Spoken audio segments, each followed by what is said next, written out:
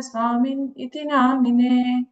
Namo Om Vishnupadaya Krishna Prasthaya Bhutale Srimate Bhakti Siddhanta Saraswati Swamin iti namine.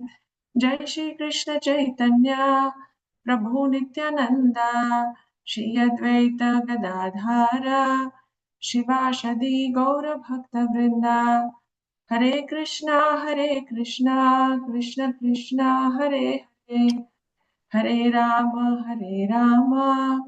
Rama Rama Hare Hare Vanchakalpatarubhyascha Kripasya Patitanam Pavanebhyo Namo Namaha.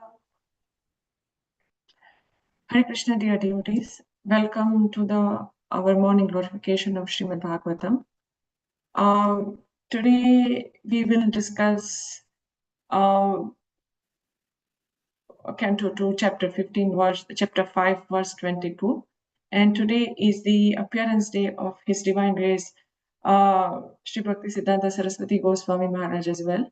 So at the end of our discussion of the verse, I would like to glorify him as well, with time permitting.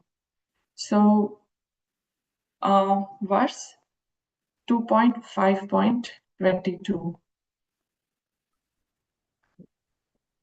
Kalat guna vyatikara parinama svabhavataha karmano janma mahata shadhistatadbhuta. Kalat guna vyatikara parinama svabhavataha karmano janma mahata purushadhishtadbhutah.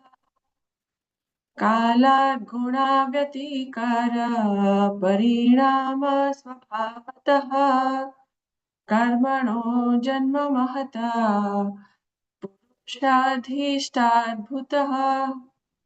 Synonyms: Kalad, from eternal time; guna vyatikaraha, transformation of mode of reaction; parinamaha, transformation; swabhavataha, from the nature; karmane, of activities; janma, creation; mahataha, of the mahatattva; purusha adhishtat, because of the Purush incarnation of the Lord; abhut, it took place. Translation: after the incarnation of the first Purusha, Karanavashai Vishnu, the mahatattva, or the principle of material creation, take place, and then the time is manifested. In the course of time, the three qualities appear. Nature means three qualitative appearance. They transform into activities. Would anyone like to read the purport, please? I can read, Mataji. Sure, Mataji. Purport by Srila Prabhupada. By the omnipotency of the Supreme Lord, the whole material creation evolves by the process of transformation and reactions one after another, and by the same omnipotency, they are wound up again one after another and conserved in the body of the Supreme. Kala or time is the synonym of nature and is the transformed manifestation of the principles of material creation. As such, Kal may be taken as the first cause of all creation, and by transformation of nature, different activities of the material world become visible. These activities may be taken up as the natural instinct of each and every living being, or even of the inert objects, and after the manifestation of activities, there are varieties of products and byproducts of the same nature. Originally, these are all due to the Supreme Lord. The Vedanta Sutras and Bhagavatam thus begin with the Absolute Truth as the beginning of all creations. Janmadi Asya Yataha. Thank you, Mataji. Thank you so much, Mataji.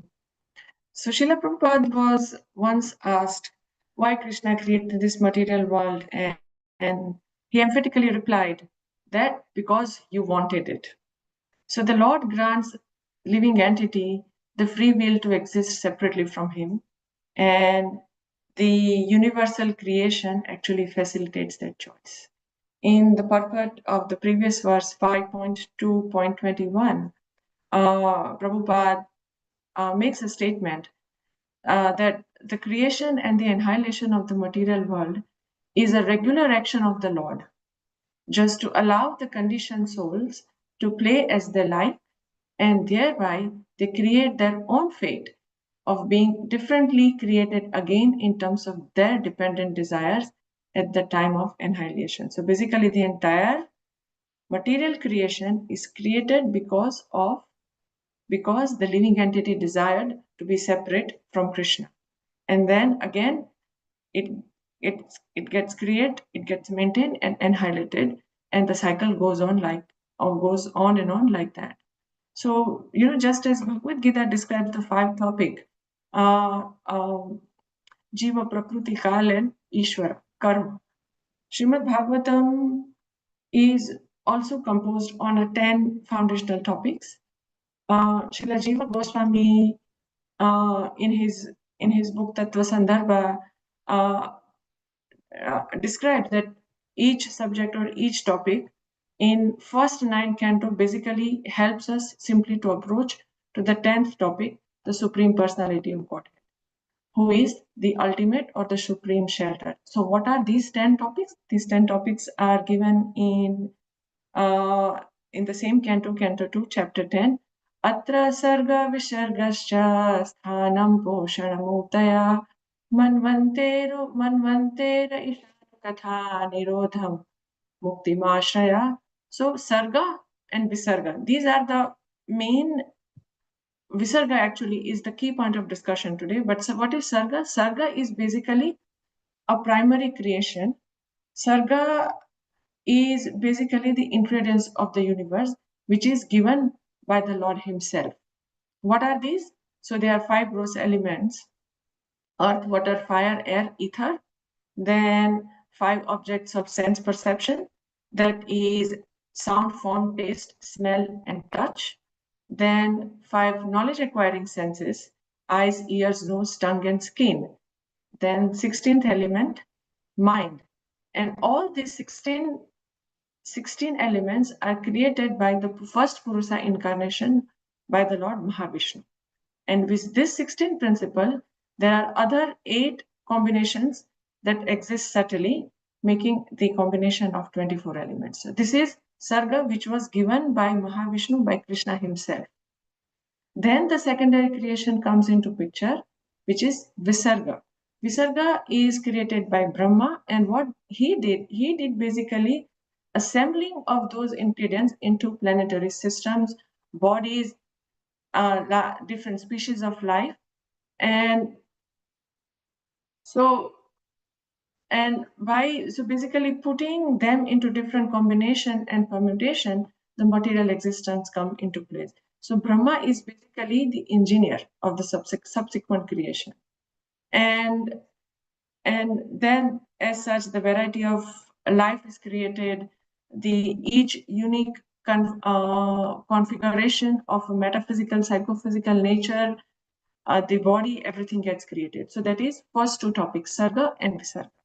Then third topic of Srimad Bhagavatam is Sthana, basically maintenance of this planetary system.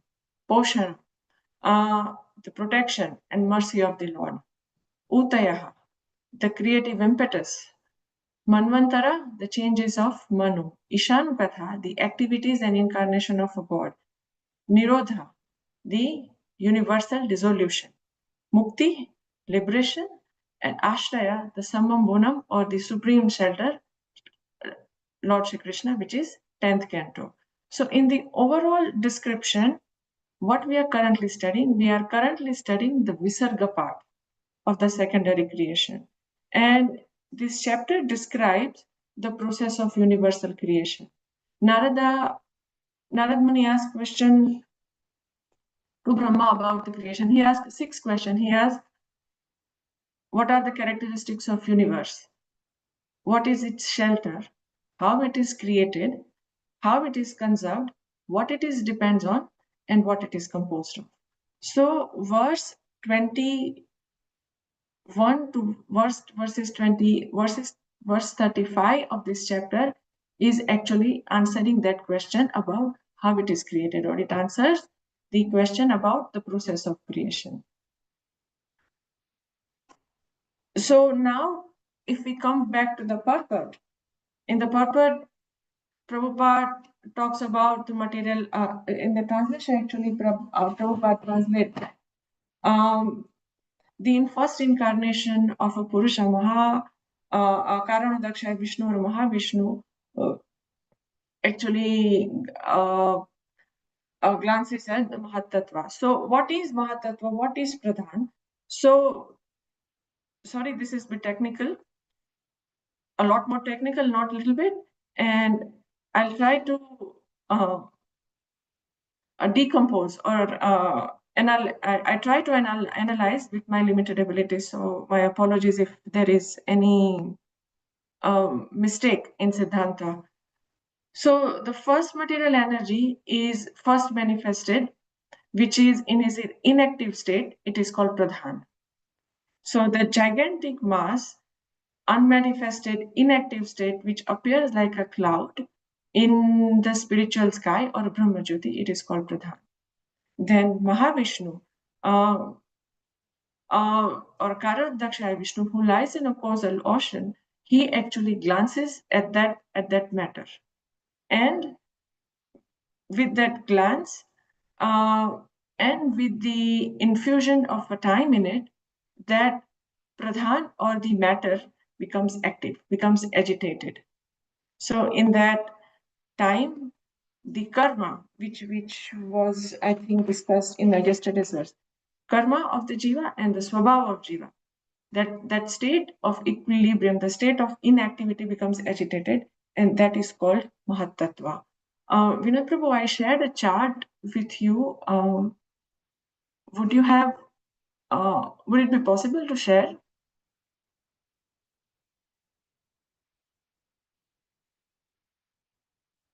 Not sure, it's a bit tiny, if you can zoom in. Are you able to see that, Mataji? I can see it, Prabhu, but it's too tiny. I'm not sure if everyone is able to see it. My apologies for this poor quality. I mean, yeah, okay, thank you. That is helpful, Prabhu. Thank you so much. Okay, so then Karanadaksha Vishnu glances the inactive matter, the sum total of the material energy, which becomes then active, and the active matter with the time, with the nature, and the destiny is called Mahatattva. And by which what happens is in this Mahatattva, that they also include the modes of material natures, Sattva, Raja, and Tamas. And they were also present in the inactive stage of the matter, but as they become active, these modes of material natures become apparent. And then the chain of transformation of a creation, maintenance, and the annihilation is set to begin. So the Mahatattva is basically the state of activity, and however, so there are souls in there, which are active, but they do not have body. It is still in the soul form without body. So because in that state there is activity, there is a mode of passion. Because in that state there is a knowledge, there is also mode of goodness. And when it combines with mode of ignorance, then false ego is generated, which will come in tomorrow's verse.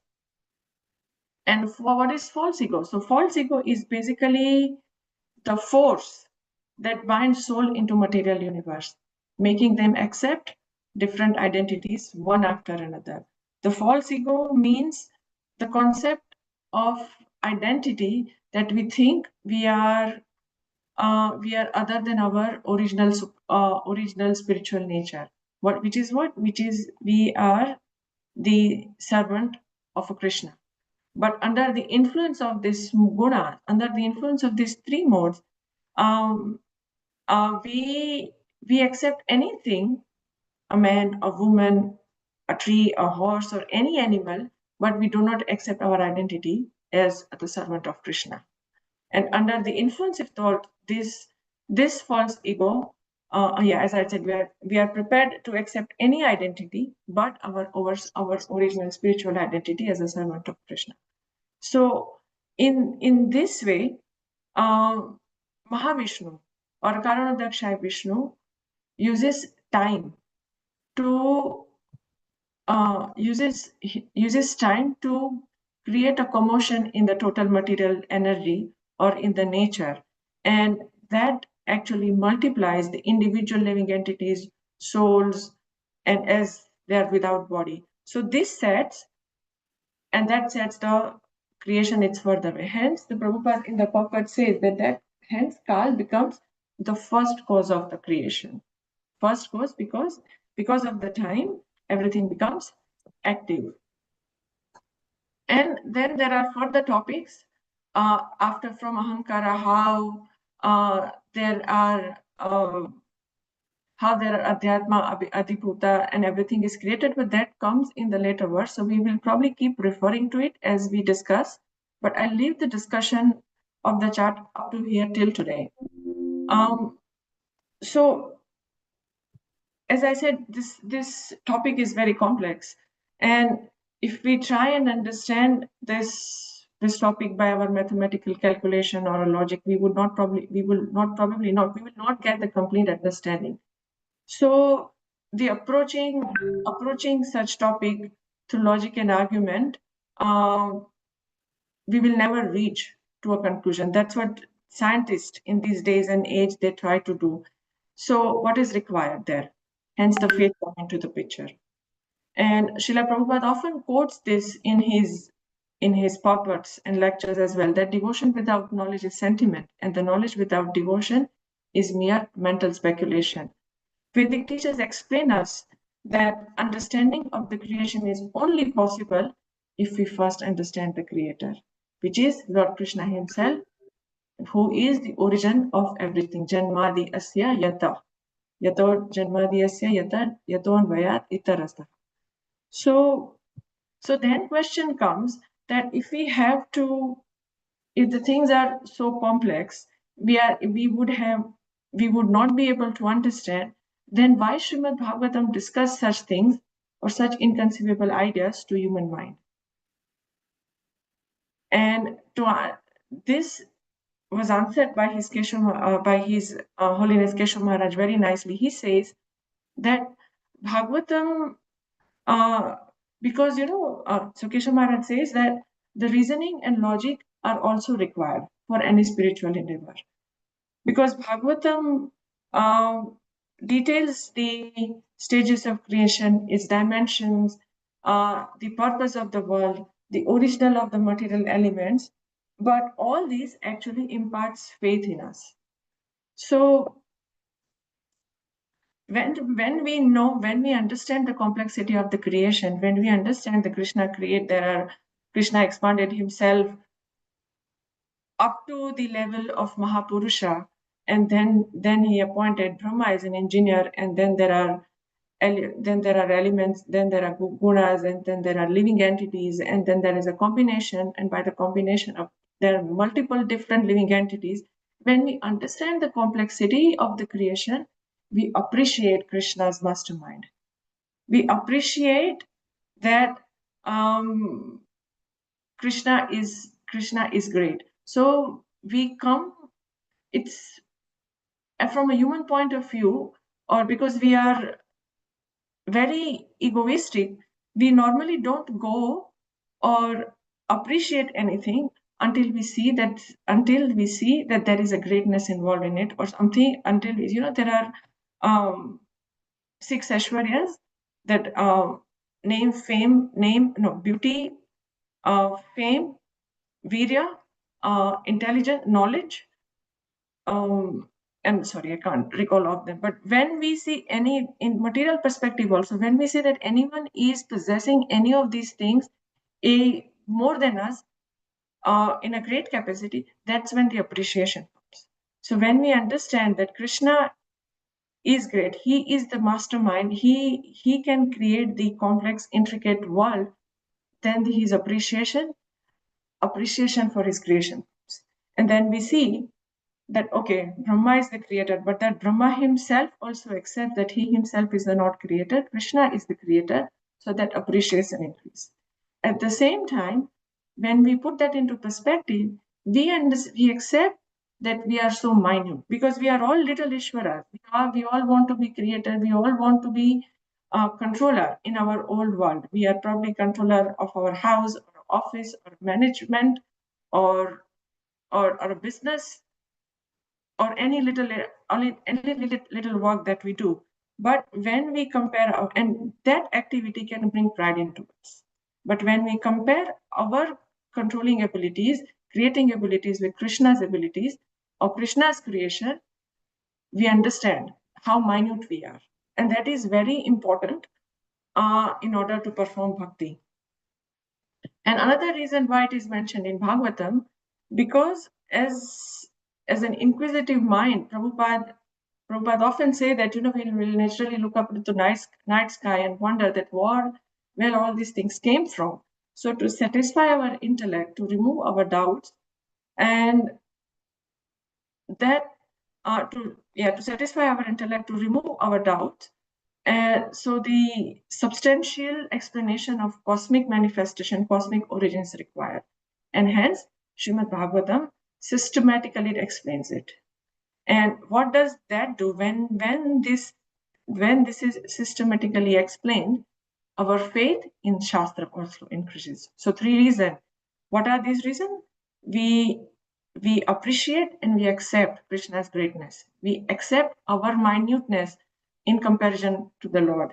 And when we hear Shastra describing all these things, our faith and confidence in Shastra also increases.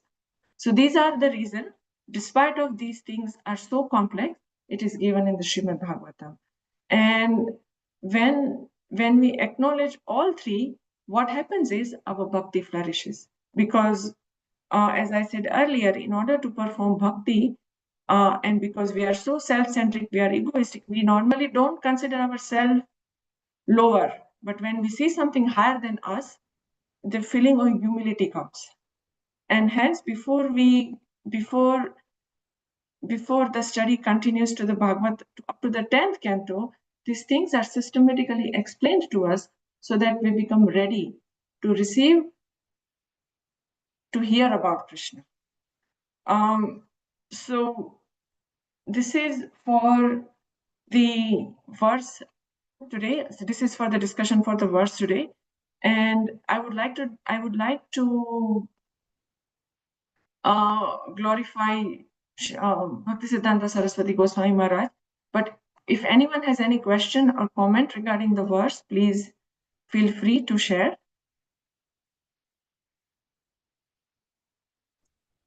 Hare Krishna, Mataji.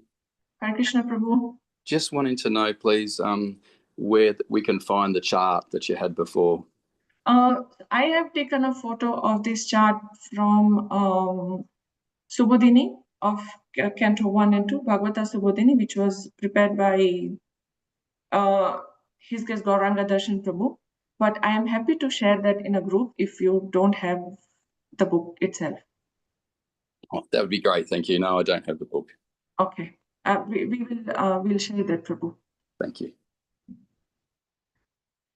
So, in glorification of His Divine Grace Bhaktisiddhanta Goswami Maharaj, he appeared on 6th of February 1874, and today is 6th of February. I was trying to do a research at is this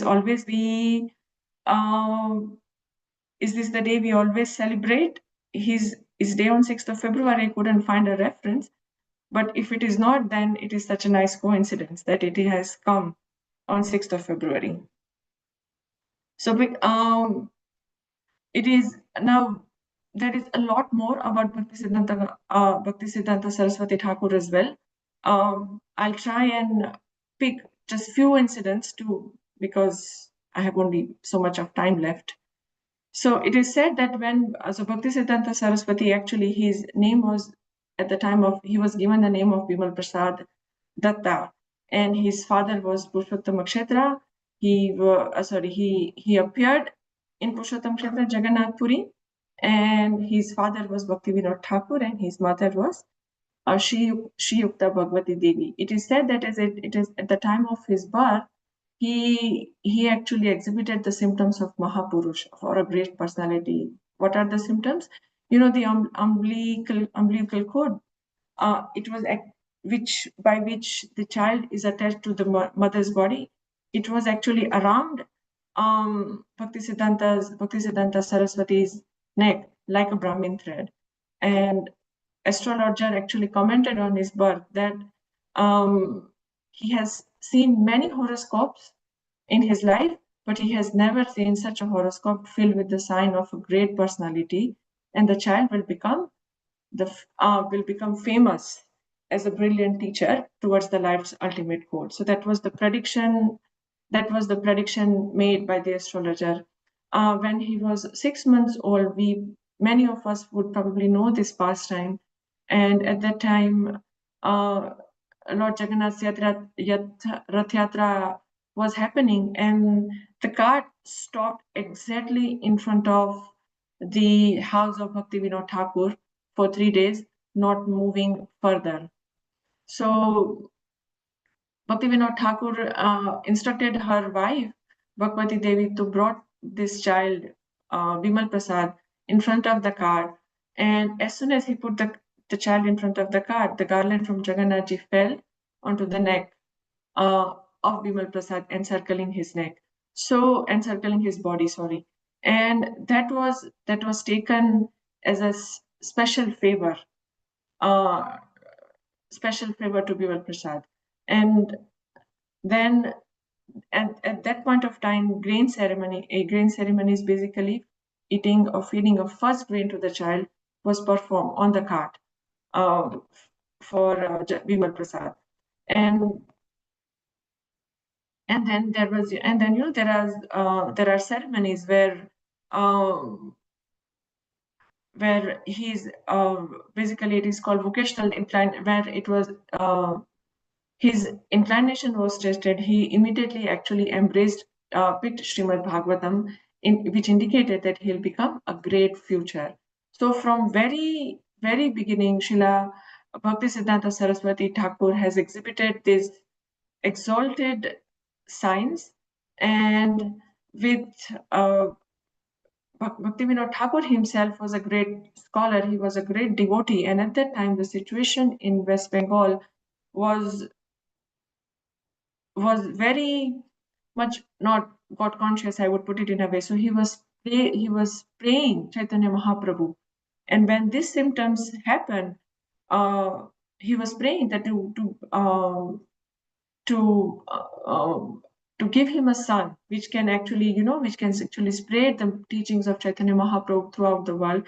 And when these signs were observed in Bhaktisiddhanta Saraswati Thakur, he was given a name of a ray of Vishnu, which will help him spread the Krishna consciousness movement further. Another small incident is about eating a mango. So Bimal Prasad was approximately 10 months old, and at that time, Bhakti Vinod Thakur brought some ripe mangoes from the market, and Bimal Prasad took one mango to eat himself, and saying that, no, this is mine, I'm going to eat it. Srila Bhakti Vinod Thakur got up and said, and what's this? This is new fruit. First new fruit is offered. It has not been offered to Giridhari. And how have you taken it first? Remember that any new fruit, any new fruit is to be given to the Lord first. Without offering to the Lord, nothing is to be taken. And so Bhakti Siddhanta Saraswati Maharaj was 10 months old back then, but at that age he was very repentant, and he said, such a evil of my thoughts throughout my life. I will not have a mango at all. And this punishment he actually took out throughout his life. Bhakti, our dealer Srila Prabhupada, he recalls on this incident that when he offered a mango to his Guru Maharaj Bhakti Siddhanta, on his response, Bhakti Siddhanta did not accept, and he said that I am an offender, I cannot take a mango. He was thinking that he had offended Krishna, and that was in his very childhood, like when he was even only 10 months old. So this was the characteristic of an acharya. They teach by action, and that signs of behavior is very much exhibited from the very early age of his Bhaktisiddhanta Saraswati Thakur. There is a lot more that can be said in glorification of His Divine Grace Bhaktisiddhanta Saraswati Thakur, but I noted it's 7 o'clock already. If anyone is curious, or I recommend actually that if you can go on ISKCON Desire Tree and search for teachings of Bhaktisiddhanta Saraswati Thakur, there is an article by His Holiness Shivram Swami, describes his life very nicely. He talks about initiation, he talks about his time in Puri, everything. His Prabhupada's comments about Bhaktisiddhanta Saraswati Thakur, it is worth meditating upon. I recommend everyone to go and read. So with this, I will stop our discussion here. If anyone has any comment or correction, please feel free to share.